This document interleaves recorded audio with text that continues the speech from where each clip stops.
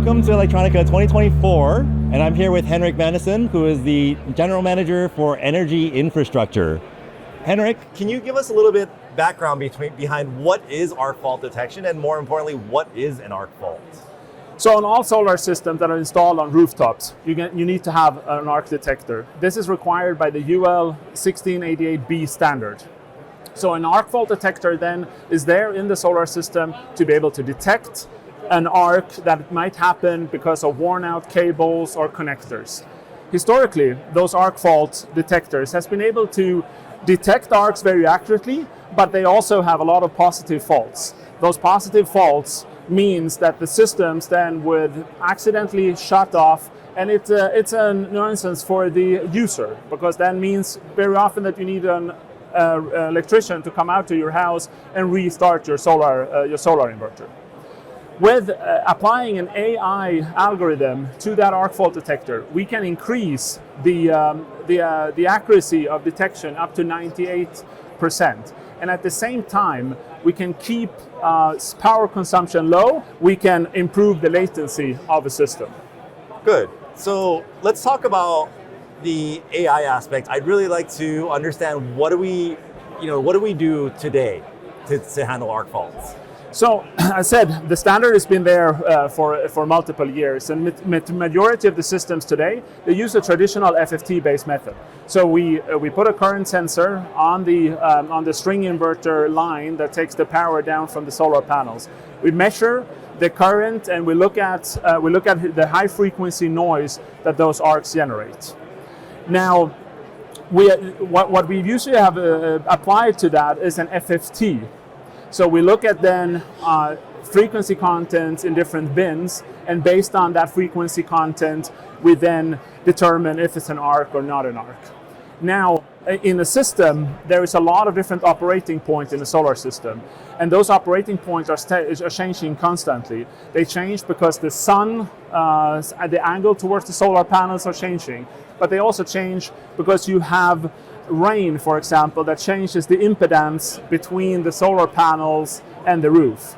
And at the same time, on that same power line, you then have power line communication and also a power converter operating. All this creates a lot of other noise on this line that are not arcs. So you want to be able to accurately determine then what is an arc and what is then not an arc. And that's where this demo is showing. So if I understand it correctly, a lot of the arc fault detection is simply based upon current sensing, and we already have a microprocessor to kind of look at the current profile.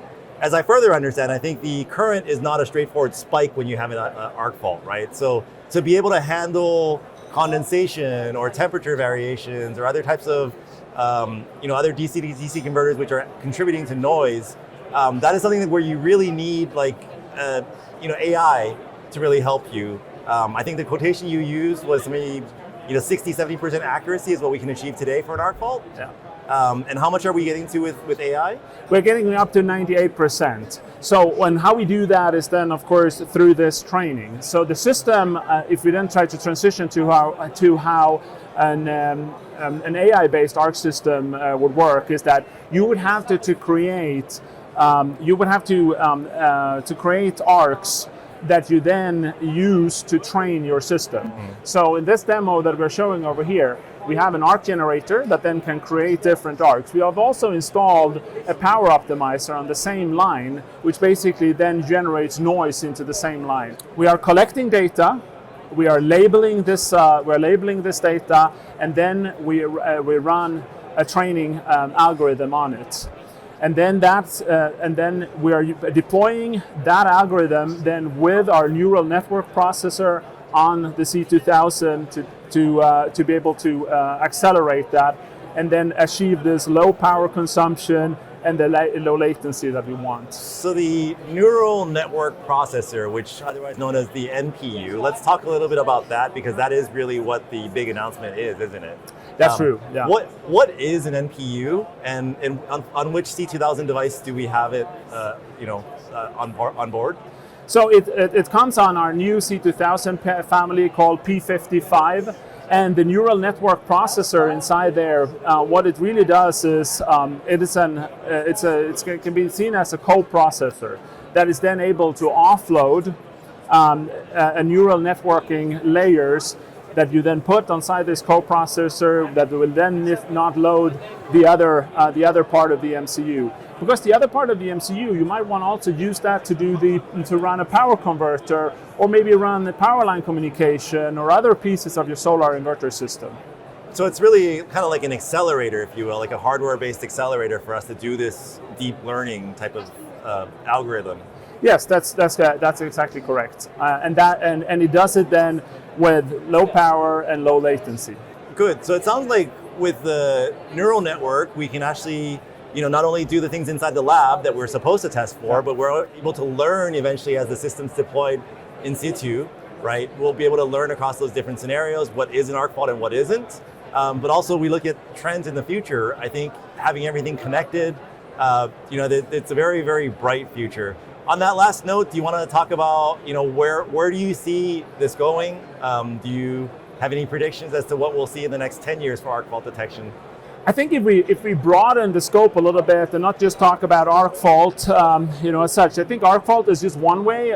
It's one type of current that you could measure and then apply a neural network algorithm to, so to say. If we look at it broader, you could do this for any voltage, any current, or maybe any temperature. Because in a lot of, if you look at in the broader energy infrastructure market, there is a lot of places where we measure voltages, currents, or temperatures. If you think of a battery management system, for example, we are monitoring battery voltages, we are monitoring temperatures inside those batteries.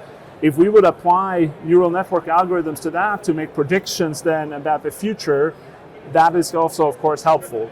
So, if I would predict this, then I would think that in the majority of cases where we are measuring a voltage, a current, or a temperature, there will be some kind of AI algorithm added to it over time. That's great. All right, thanks, Henrik. If you'd like to learn more about neural processing units and energy infrastructure in general, please go to ti.com/energy.